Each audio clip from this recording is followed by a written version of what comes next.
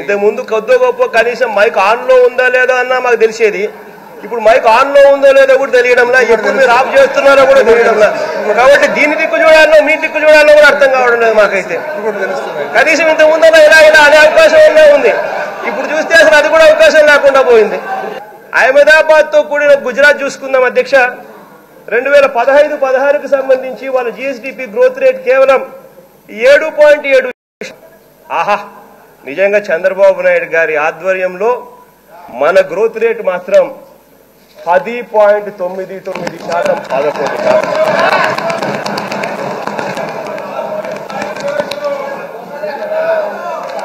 వారే వా,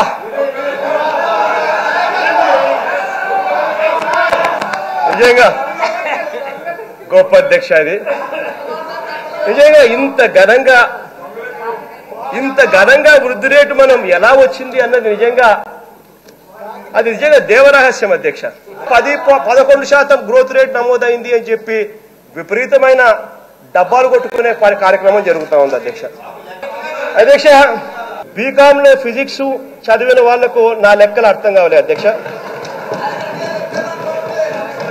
అధ్యక్ష, చంద్రబాబు నాయుడు గారి గ్రహబలం ఏమిటో నాకు తెలియదు కానీ చివరకు ఆయన ముఖ్యమంత్రి అయిన తర్వాత చేపలకు కూడా ధరలు రాకుండా పోతున్నాయి అధ్యక్ష.